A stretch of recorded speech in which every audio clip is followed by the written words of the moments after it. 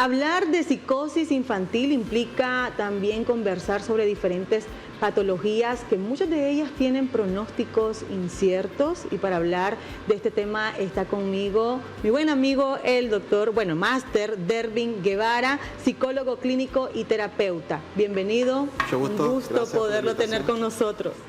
¿Cómo estás? Bien, gracias a Dios. Aquí aprovechando la oportunidad nuevamente para poder hablar de estos temas tan importantes para la familia. Así es, temas que son a veces difíciles de entender, como por ejemplo psicosis, neurosis, en cuanto se convierte en esquizofrenia, y es por esa razón que también pendientes, porque más adelante vamos a analizar uno de los casos más documentados de esquizofrenia infantil, el caso de Yanni, pero vamos a hablar de eso en breve. Bueno, psicosis y neurosis, partamos de ahí. ¿Cuál es su diferencia?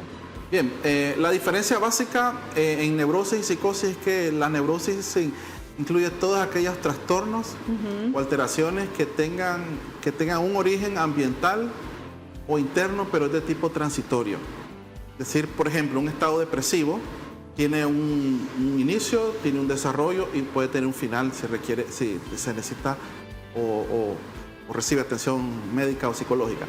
En caso de la psicosis, estamos hablando de una condición neuropsiquiátrica que básicamente hace que la persona pierda contacto con la realidad, de forma temporal o permanente.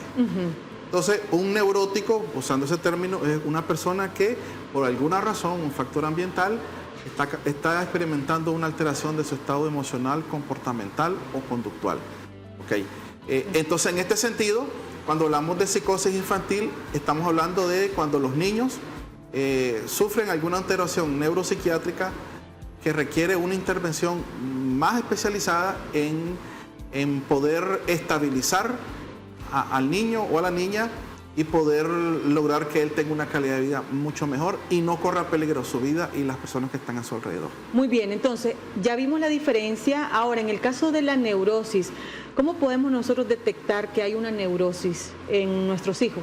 Ok, neurosis es muy fácil de detectar. Es cuando podemos ubicar en tiempo y espacio cuándo inició la alteración. Sí. Voy a retomar el tema de una depresión, por ejemplo.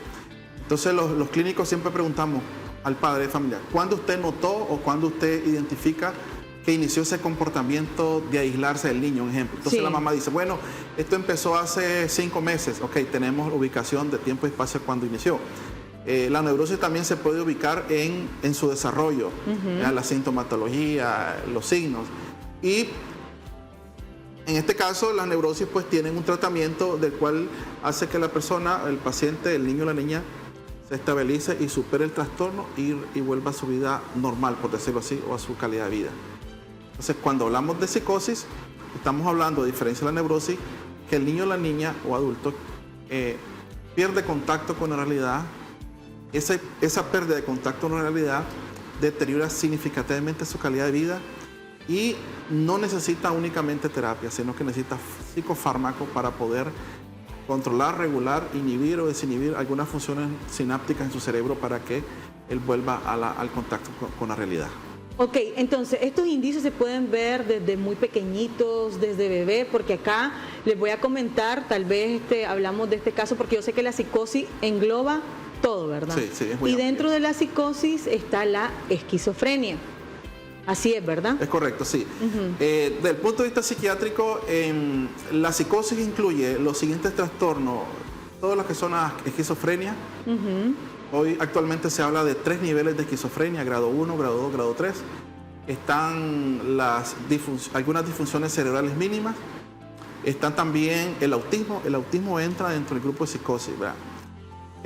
Hay una campaña que yo entiendo el trasfondo de la campaña, pues, sí, de sensibilizar a la población, de liberar un poco de culpa a los padres de familia en este tema, pero cuando se ve el autismo desde el punto de vista clínico estrictamente, el autismo se ve como un grupo de trastornos dentro de la psicosis, porque dependiendo del tipo de autismo, que igual ahora se ve en grado, hay niños autistas que pierden contacto con la realidad y pueden experimentar despersonalizaciones, que son las características típicas de la psicosis.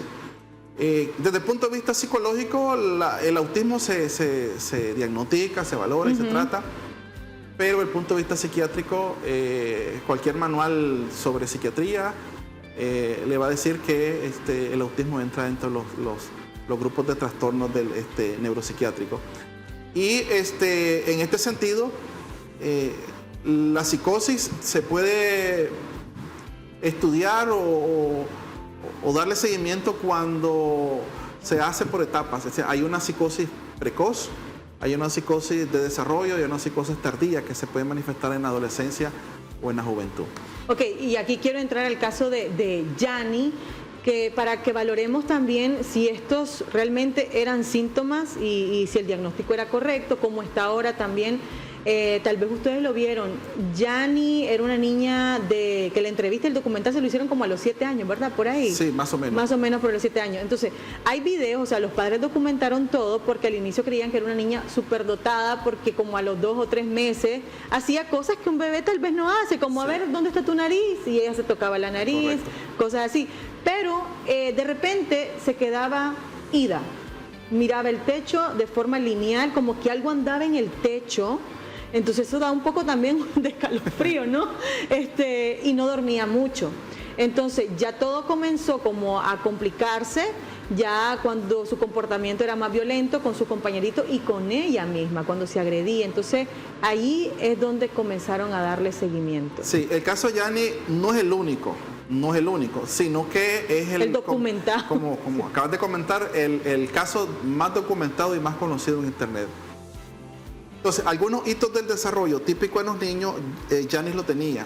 Algunos los tenía más desarrollados. Entonces, en algún momento los padres llegaron a creer que les había nacido una niña genio, ¿verdad? Eso es un desafío para un padre, pero al mismo tiempo una alegría. Pero conforme la niña fue creciendo, y es lo que yo he enfatizado siempre, cuando los niños entran en la etapa preescolar, ¿verdad? O el kinder, que se le llama en otros países, y tienen que socializar, es ahí donde los educadores y los mismos padres de familia pueden detectar algunas características o sintomatologías que no son típicas a la edad del desarrollo. Sí. Por ejemplo, el tema de los amigos imaginarios. Yanni hablaba de amigos imaginarios, de amigos que le acompañaban, hablaba de gatos que le acompañaban, hasta le ponían números a los gatos. Nombres con números. Nombres con números, correcto. Entonces, tener amigos imaginarios es normal, sí, dependiendo de la etapa del desarrollo, ¿no? Dependiendo. Y sí, dependiendo al tipo de amigos. Por ejemplo, yo tuve un caso de un niño de 8 años con una depresión mayor bastante marcada, con un par de intentos de suicidio del niño. Y por su deterioro cognitivo, el niño tenía amigos imaginarios en donde él podía pasar todo un día jugando con ellos. Entonces, la mamá me decía, esto no es normal, ¿verdad? Claro que no es normal, le digo. Es normal que a cierta etapa del desarrollo, como por ejemplo a los 6, 7 años, 5 años, los niños puedan tener amigos imaginarios, pero son episodios cortos. Pero cuando un niño, en este caso este niño que yo atendí, pasaba prácticamente en el patio todo el día jugando con los amigos imaginarios, hablaba con ellos, supuestamente los amigos le respondían, los amigos le decían qué hacer, qué no hacer, y uno de esos amigos fue el que le dijo que intentara quitarse la vida. Entonces, sin duda alguna, estábamos frente a un delirio, ¿verdad? Entonces, los niños y las niñas que sufren de psicosis experimentan delirio. Yanni experimentaba delirios, ¿verdad? Entonces, los delirios siempre son negativos. Correcto, porque lo hacen perder contacto con la realidad. Con la realidad. ¿Verdad? Entonces, los delirios se agrupan en tres áreas. Los delirios somáticos, que se refiere a cualquier sensación o experimentación física que el niño dice tener sin existir realmente. Por ejemplo, decir, yo tengo 3 manos y puedo mover las 3 manos. O decir, yo tengo superpoderes que vuelan, mírame volar. Y no es un juego, sino que realmente dice experimentarlo. Son sensaciones o delirios somáticos. Están los delirios auditivos, cuando los niños escuchan voces. Cuando evalúo a los niños en la parte neurológica, siempre les pregunto, ¿has escuchado voces? ¿Escuchas voces? ¿Hay alguien que te habla? ¿Hay alguien que te instruye? Y la mayoría dicen que no. Pero cuando un niño me dice, sí, escucho una voz que me dice, haz esto, haz lo otro, golpear, morder, esconder, toma dinero, mentir, y esa voz es repetitiva, ¿verdad? Y es muy clara, no es una voz imaginaria, sino audible, entonces podemos estar frente a un síntoma de un delirio auditivo. Y están los delirios visuales. ¿Cuáles son los delirios visuales? Cuando los niños afirman ver personas, objetos, entes o seres que realmente no existen. Es decir, afirmar de que aquí, por ejemplo, en el set, aparte de las personas que realmente estamos, ¿verdad? afirmar que acá a la par mía está otra persona que yo la estoy viendo y yo le digo, Edna, ¿lo estás viendo? Y Edna me dice, salgo no, corriendo. No lo veo, pero yo afirmo, sí, aquí está. Y todavía me molesto porque no lo están viendo, porque para mí, en mi realidad, en mi crisis psicótica, yo lo estoy viendo y estoy seguro que es. Qué difícil, Sí. qué difícil, qué reto para los padres. Ahora, hay casos también que han cometido delitos como un asesinato, por ejemplo, y al final le diagnosticaron esquizofrenia. ¿Qué pasa, qué supuestamente pasa por la mente de esa persona, ¿no?, que comete un acto tan cruel? Es un arma de doble filo porque se ha documentado que hay asesinos o delincuentes, por usar ese término, que han asesinado, a qué redundancia, han dañado a otras personas y aluden a haber experimentado una crisis psicótica. Pero bueno, podrán engañar a otros, pero los peritos en este tema, que son los psicólogos forenses o los psiquiatras forenses, no los van a poder engañar, pero sí existe esa posibilidad de que alguien con antecedentes psiquiátricos, antecedentes psicóticos, pueda en algún momento experimentar una crisis psicótica y en esa crisis psicótica recibir la instrucción, la orden o el mandato de dañar o lastimar a otra persona. Generalmente los pacientes que experimentan delirios paranoicos, es decir, deliran, y afirman que todo el mundo conspira contra ellos. Es decir, si están en el aula de clase, él está delirando de que sus compañeritos, la maestra, la directora, todo el mundo está conspirando para causarle daño. Entonces, hay una voz que le indica, que le dice, haz esto antes que te lastimen, haz esto antes que te secuestren, haz esto antes que te maten. Entonces, ese delirio auditivo puede hacer, más el delirio paranoico, puede hacer que el niño o la niña le cause daño a terceras personas, aún a sus padres.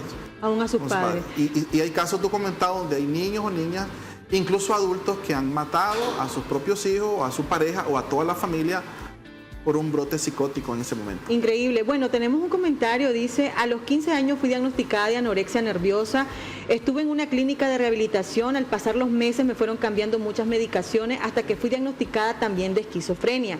Tomaba 16 medicamentos por día y entre ellas clozapina. Estuve internada 7 años en ese lugar, mis padres no veían un progreso y decidieron sacarme de ese centro psiquiátrico. A los días empezó a atenderme un psiquiatra. Fue un mes de entrevistas con él. Lo que había tenido desde el principio era anorexia nerviosa acompañada de depresión. Fue sacándome los medicamentos poco a poco, fue de mucha paciencia, quiere decir que estuve mal medicada. Hoy tengo 26 años, trabajo y estudio y soy una joven muy sana. Qué bonito ese caso, porque lamentablemente, ¿verdad?, existe mala praxis y existe la iatrogenia, ¿verdad? Es decir,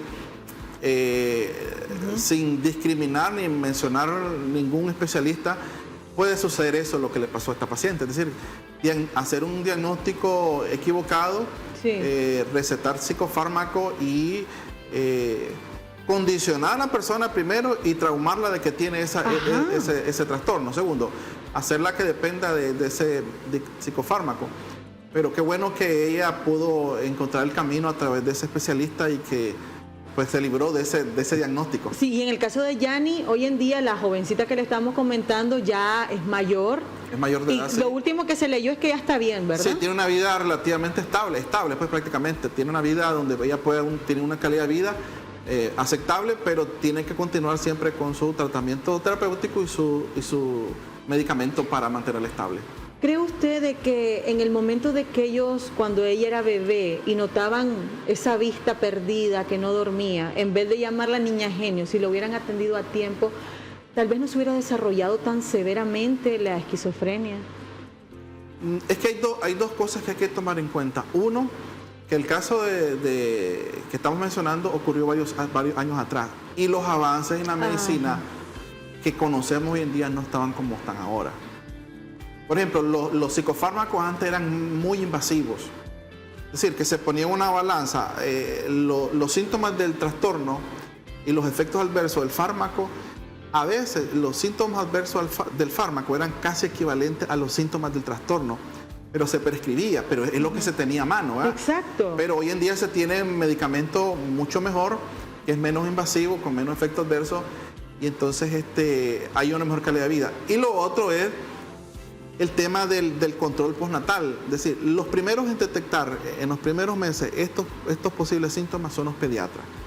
Entonces, los pediatras hacen sus pruebas especializadas y ellos pueden encontrar algunos indicios de que posiblemente haya alguna alteración, aunque ellos no sepan exactamente de qué, pero dicen, aquí hay algo que no está funcionando bien, entonces ellos remiten a un especialista. Entonces, son los primeros en la vanguardia en el sentido de poder detectar en los primeros meses estas alteraciones. ¿Y estos fármacos, este tratamiento, cuánto dura o depende también el grado de la esquizofrenia? Bueno, se trabaja en base a la dosificación y al efecto. Es decir, los psiquiatras dan la dosis, van midiendo esta fórmula, es decir, la mejoría y los síntomas adversos, hasta que lleguen a una dosis óptima, y entonces una vez que se consiga la dosis óptima, entonces el paciente debe mantener esa dosis óptima el resto de su vida, a menos que el psiquiatra se lo indique. Ok, bueno, vamos a irnos a una breve pausa comercial y luego seguimos hablando de los otros trastornos que engloba la psicosis. Ya volvemos.